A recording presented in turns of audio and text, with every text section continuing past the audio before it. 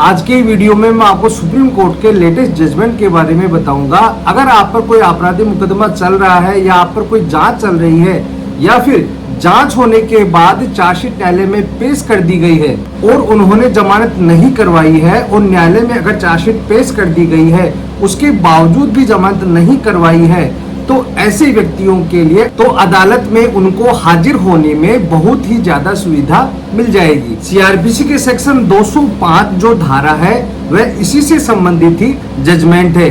CrPC के section 205 में क्या बताया गया है, जो मामला सुप्रीम कोर्ट पहुंचता है उस मामले में फैक्ट क्या थे और फाइनली सुप्रीम कोर्ट के द्वारा क्या आदेश किया गया। तो बने रहे वीडियो के अंत तक। मैं मनसेन एडवोकेट और आप देख रहे हैं हेमंत वीडियो। वीडियो अच्छा लगा तो प्लीज इसे लाइक करें।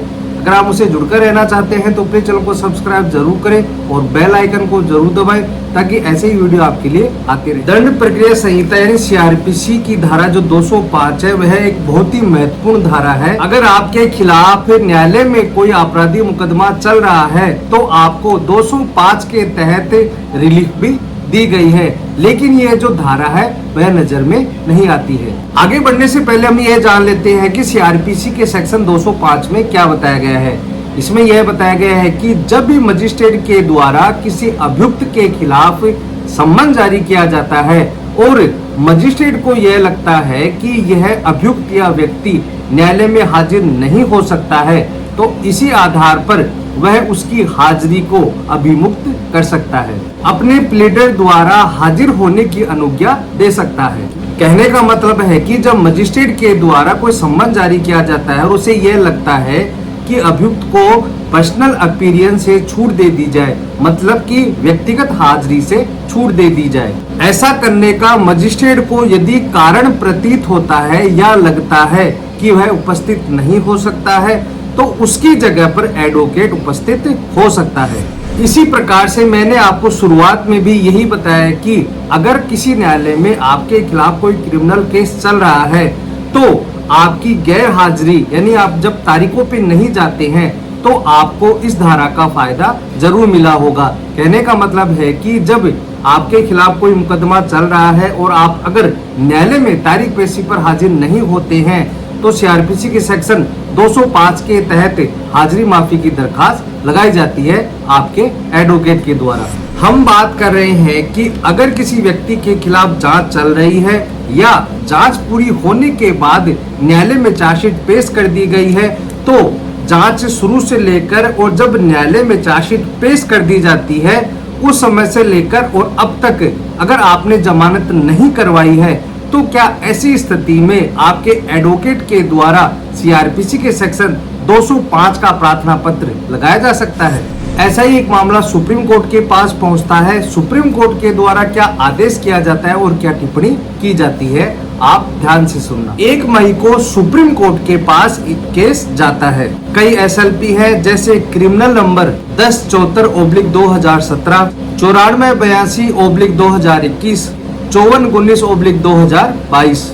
3 SLP को सुप्रीम कोर्ट के द्वारा कंसोलिडेट करके इन पर सुनवाई की गई और कई लीगल इशू पर भी चर्चा की गई कि चार्जशीट में कौन कौन से कंटेंट होने चाहिए। चार्जशीट क्वेश्चन के बारे में भी ऑर्डर किया गया। 30 पेजों में इसका जजमेंट है, लेकिन आज हम इस जजमेंट की सारी बातों के बारे में बात नहीं करेंगे। केवल सुप्रीम कोर्ट ने सीआरपीसी के सेक्शन 205 की धारा है उसको लेकर क्या जजमेंट किया है उसी के बारे में ही बात करें। मैं आपको बता दूं कि इस मामले में क्या होता है। इस मामले में यह होता है कि 2 लोगों के बीच में एक प्रॉपर्टी को लेकर एग्रीमेंट होता है और बयाने के तौर पर पार्टी को पेमेंट भी कर दिया जाता है। इसके बाद जिस व्यक्ति ने जमीन खरीदने के लिए एग्रीमेंट किया था उसके द्वारा एक FIR दर्ज करवाई जाती है। उसमें यह आरोप लगाए जाते हैं कि ना तो उस प्रॉपर्टी की रजिस्ट्री करवाई गई और ना ही उसे पेमेंट वापस दिया गया। इसी आधार पर IPC के सेक्शन 420, 406 व 506 के तहत एक FIR दर्ज करवाई जाती है। थाना हफीजपुर हाथुर उत्तर प्रदेश, इस थाने में यह FIR दर्ज करवाई गई। जब FIR दर्ज हो जाती है तो उसमें जांच शुरू होती है और जांच शुरू होने के बाद चार्जशीट न्यायालय में पेश कर दी जाती है।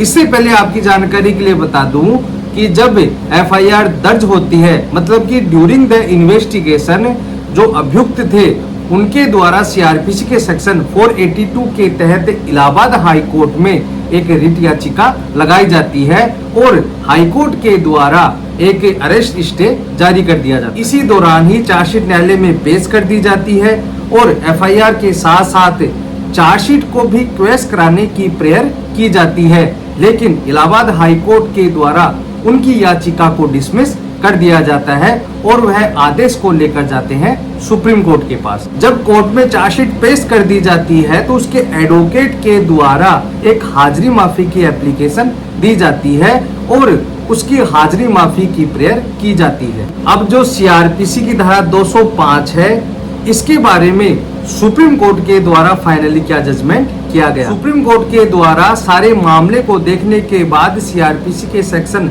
205 की धारा को एक गहनता से एनालिसिस किया जाता है और यह कहा जाता है कि सीआरपीसी में ऐसा कोई भी प्रावधान नहीं है कि आरोपी को अदालत में व्यक्तिगत हाजिरी से छूट देने हेतु उसे जमानत कराना जरूरी है, कि किसी भी आरोपी व्यक्ति को उसके पर्सनल अपीयरेंस से हाजिरी देने से पहले उसको जमानत लेने की आवश्यकता है, ऐसा कोई भी प्रावधान नहीं है। सीआरपीसी 205 में भी यह बात नहीं कही गई है। सीआरपीसी के सेक्शन 205 को दो भागों में डिवाइड किया गया है। सीआरपीसी के सेक्शन 205 के सबसेक्शन 1 में यह बताया गया है कि जब मजिस्ट्रेट के द्वारा सम्मन जारी किए जाते हैं और मजिस्ट्रेट को यह लगता है कि जो अभियुक्त है उसे व्यक्तिगत उपस्थिति से छूट देनी चाहिए, तो मजिस्ट्रेट के द्वारा छूट दी जा सकती है।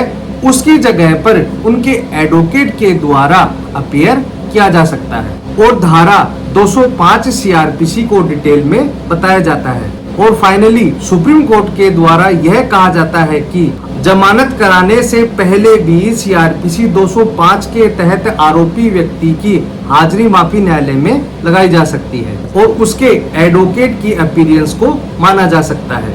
इसी प्रकार यदि किसी व्यक्ति के खिलाफ एफआईआर दर्ज है, जांच हो गई है और न्यायालय में चार्जशीट पेश कर दी गई है, उसके बावजूद भी उन्होंने जमानत नहीं करवाई है, तो सीआरपीसी 205 के तहत एडवोकेट के द्वारा वह अपनी हाजिरी माफी की दरखास्त लगवा सकते हैं। तो दोस्तों आज के लिए इतना ही। वीडियो अच्छा लगा हो तो प्लीज इसे लाइक करें। अगर आप मुझसे जुड़कर रहना चाहते हैं तो प्लीज चैनल को सब्सक्राइब करें और बेल आइकन को जरूर दबाएं ताकि ऐसे ही वीडियो मैं आपके लिए लाता रहूं। धन्यवाद।